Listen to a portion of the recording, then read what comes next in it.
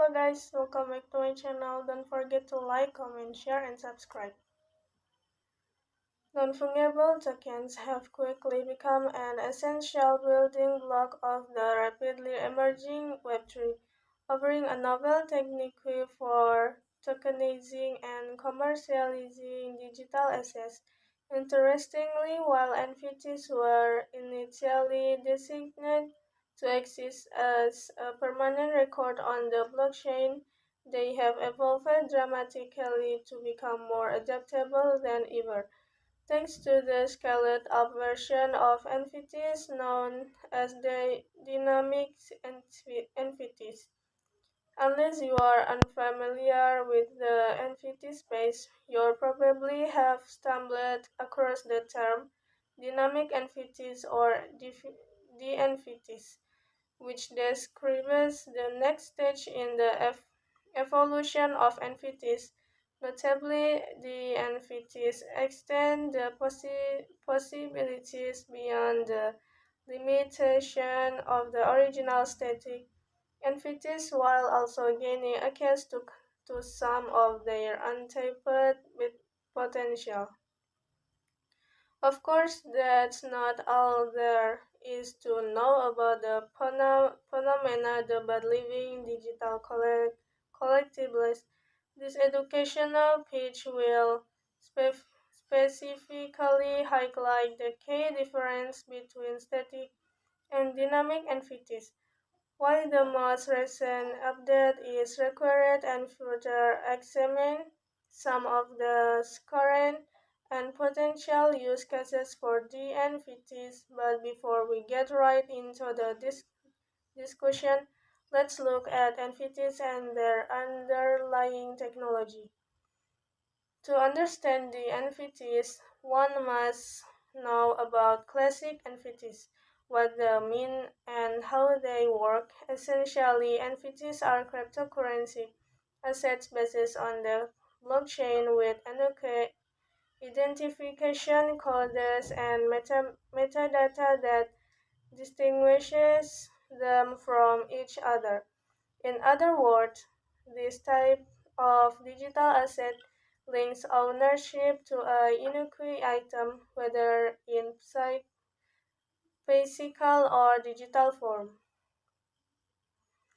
Generally, NFTs are created using a similar programming method to cryptocurrency. However, unlike cryptocurrency, NFTs are non-fungible, implying that they cannot be interchanged or replicated due to the uniqueness of the encoded metadata. If you are interested in learning more about NFTs and want to explore more about the topic, then you can do so via the link below. That said, how are the classic NFTs different from the NFTs and what necessitated the innovative extension in the first place? Understanding NFTs and how they are different from classic NFTs. To begin, the dynamic NFTs, also known as the NFTs, are an extension of classic NFTs, which are otherwise classified as static NFTs by nature. You may wonder why. Essentially, the classic NFT was originally designed to digitize real-world items such as real estate deeds, patents, unique cards, artwork, and viral collectibles, among other unique identifiers. Sadly, this NFT model is riddled with several limitations, one of which is the technology's permanence attribute. In particular, once minted and stored on the blockchain, the metadata encoded in each tokenized item cannot be modified, implying that each NFT item cannot be upgraded.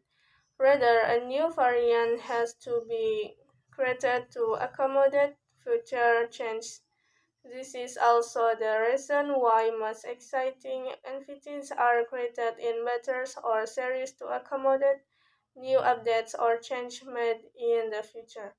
While this approach has been in use since NFTs were initially introduced, it has recently come under fire for being inefficient, particularly in terms of scalability and sustainability, which necessitated the creation of DNFTs. So, what is DNFTs and how are they different from classic NFTs?